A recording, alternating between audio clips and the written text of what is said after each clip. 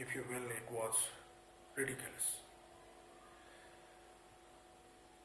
That was the story I hesitated to tell, but now I'm going to tell it. Do you know how people in high life look from the underworld? No, of course you don't. They look like hawks and eagles, whose backs one seldom sees for they soar up above. I lived in a hovel provided by the state with 7 brothers and sisters and a pig. Out on a barren stretch where nothing grew, not even a tree. But from the window, I could see the Count's park walls with apple trees rising above them. That was the garden of paradise. And there stood many angry angels with flaming swords protecting it. But for all that, I and other boys found the way to the tree of life. Now you despise me. Yes, say that. But you despise me all the same. No matter. So one time, I entered the garden of paradise. It was to weed the onion beds with my mother. Near the orchard stood a Turkish pavilion, shaded and overgrown with the jasmine and honeysuckle. I didn't know what it was used for, and I had never seen anything so beautiful.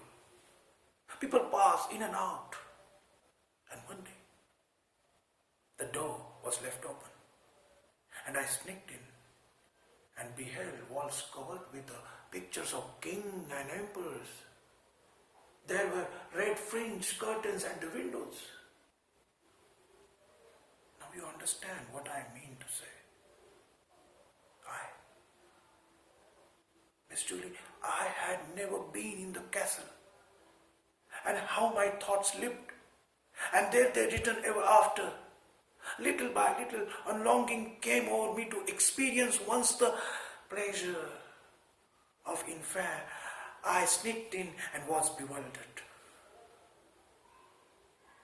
But then, I heard someone coming.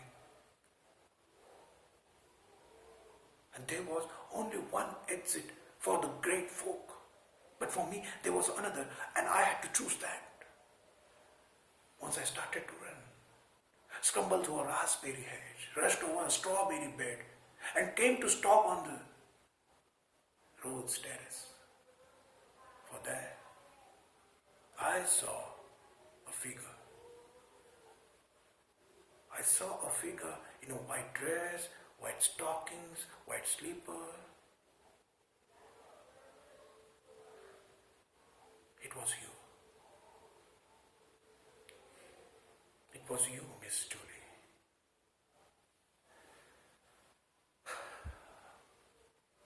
I hid under a heap of weeds. Under, you understand? Where the thistle pricked me and lay on the damp, rank earth. I gazed at you walking among the roses.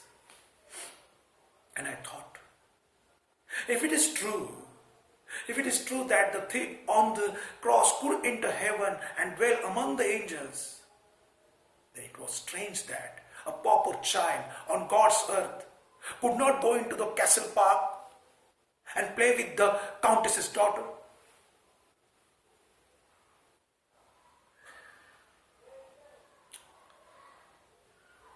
Miss Julie,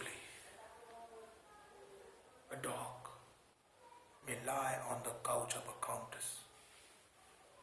A horse may be caressed by the lady's hand, but a servant, yes.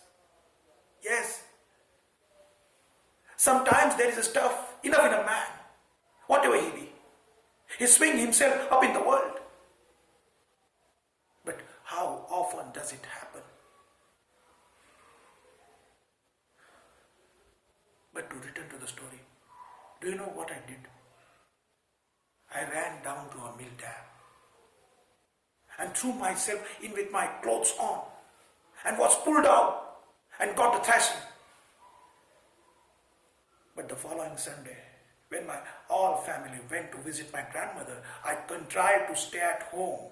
I scrubbed myself well, put on my best dollies, it's such they were, and went to church so that I might see you. I saw you there, Miss Julie. Then I went home with my mind made up to put to end myself. I wanted to do it beautifully, without pen. Then I happened to remember elderberry blossoms are poisonous. I knew where there was a big elderberry bush, a full bloom, and I stripped it of its riches, and I made a bed of it in the oat bean. Have you ever noticed how smooth and glossy oats are? As soft as a woman's arm. Well, I got in, laid down the cover, fell asleep, and when I awoke,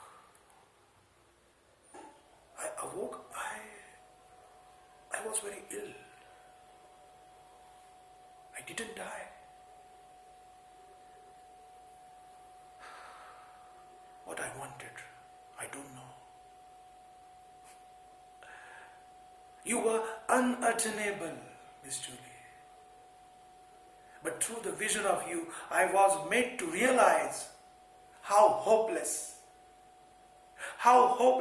it was to rise above the conditions of my birth.